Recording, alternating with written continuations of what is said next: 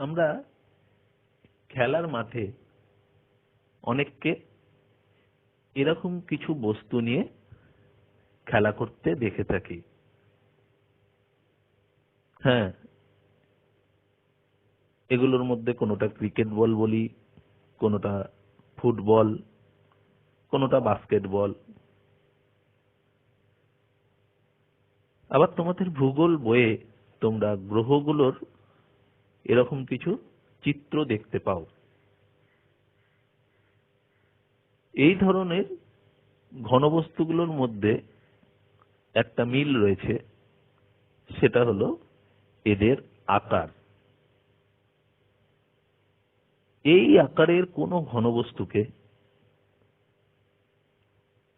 তোমাদের বাড়িতে যদি বল থাকে তাহলে সেটা নিয়েও দেখতে পারো,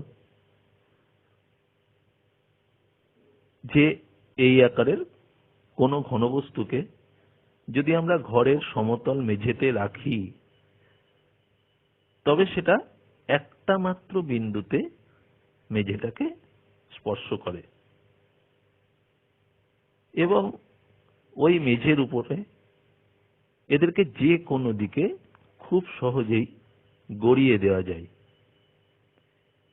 এই আকৃতির ঘনবস্তুগুলোকে আমরা গোলক বলে থাকি। এর আগে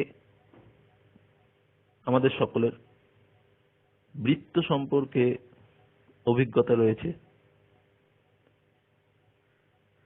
আমরা জেনে এসেছি যে বৃত্ত হলো একটিমাত্র বক্ররেখা দ্বারা সীমাবদ্ধ সমতলিক ক্ষেত্র, যার ভেতরের একটি নির্দিষ্ট বিন্দু থেকে ওই বক্ররেখার উপরিস্থিত সকল বিন্দুর দূরত্ব সমান।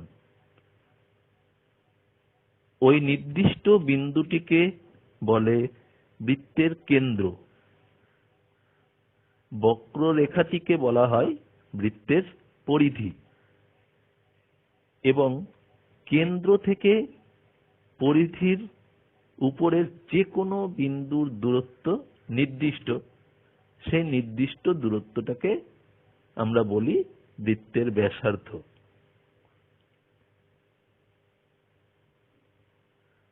এখানে দেখো, এটি একটি কয়েন। এটাকে একটা বৃত্ত বলা যায়।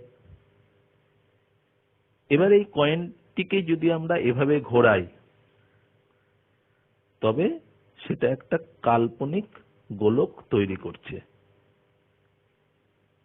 যেখানে গোলকটির উপরিতল তৈরি হচ্ছে ওই কয়েনের পরিধি অর্থাৎ বৃত্তের পরিধি দ্বারা। তাহলে বৃত্তের মতো গোলকের ক্ষেত্রেও আমরা বলতে পারি যে গোলকের ভেতরে এমন একটা নির্দিষ্ট বিন্দু রয়েছে যে বিন্দু থেকে গোলকের উপরিতলের সকল বিন্দুর দূরত্ব সমান। তাহলে গোলক কাকে বলে? এই প্রশ্নের উত্তরে আমরা বলবো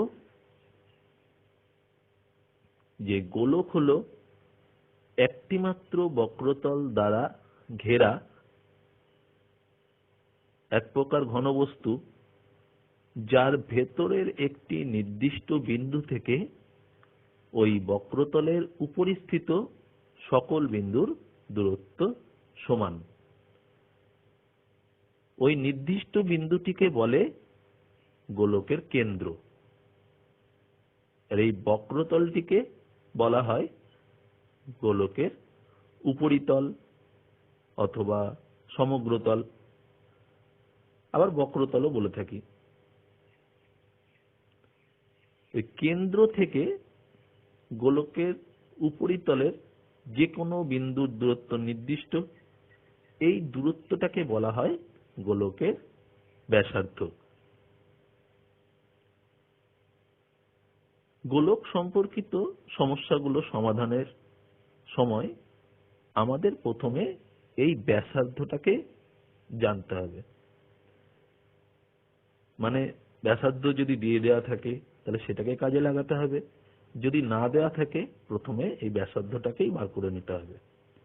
কারণ গোলকের সূত্রগুলো যদি আমরা দেখি তাহলে দেখব সেখানে অজানা রাশি হিসাবে ওই ব্যাসার্ধটাই রয়েছে, যেটাকে আমরা আর দিয়ে চিহ্নিত করে থাকি।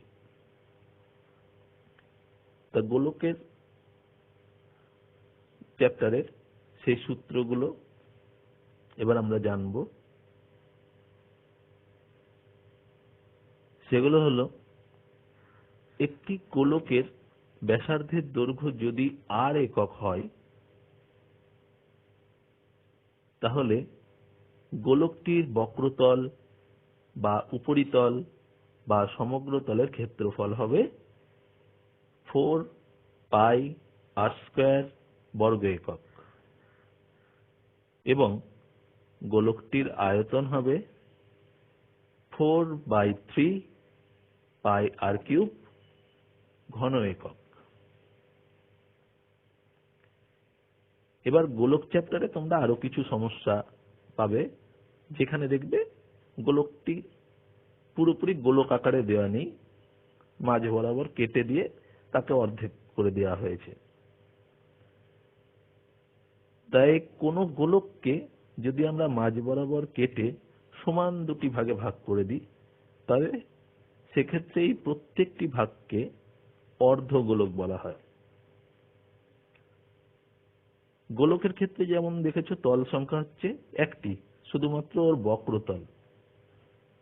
অর্ধগোলকের ক্ষেত্রে দেখো এর তল সংখ্যা দুটি, একটি বৃত্তাকার সমতল এবং অপরটি হলো বক্রতল। অর্ধগোলক সম্পর্কিত সমস্যাগুলো সমাধানের জন্যও আমাদের কিছু সূত্র মনে রাখতে হবে। একটি অর্ধগোলকের ব্যাসার্ধ যদি আর একক হয় তবে তার বক্রতলের ক্ষেত্রফল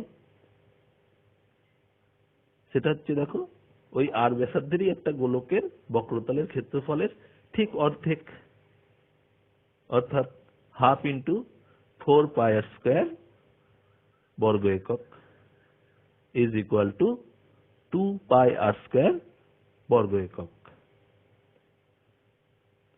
আবার ওই অর্ধগোলকটির সমগ্র তলের ক্ষেত্রফল সেটা হচ্ছে বক্রতলের ক্ষেত্রফল প্লাস বৃত্তাকার সমতলটির ক্ষেত্রফল। এর বক্রতলের ক্ষেত্রফল আগের ফর্মুলাতেই আমরা পেয়েছি, সেটা হচ্ছে 2 পাই আর স্কয়ার, আর বৃত্তের ক্ষেত্রফলের ফর্মুলা আমাদের জানা আছে আগেই, সেটা হচ্ছে পাই আর স্কয়ার। তাহলে এক্ষেত্রে সমগ্র তলের ক্ষেত্রফল হলো 2 pi r square plus pi r square বর্গ একক is equal to 3 pi r square বর্গ একক। আবার অর্ধগোলকের আয়তন সেটা হচ্ছে সমব্যাসার্ধেরই একটা গোলক, তার অর্ধেকের আয়তন। তাহলে এখানে আয়তনের formula is equal to half into একটি গোলকের আয়তন is equal to half into 4/3 pi r cube ঘন একক।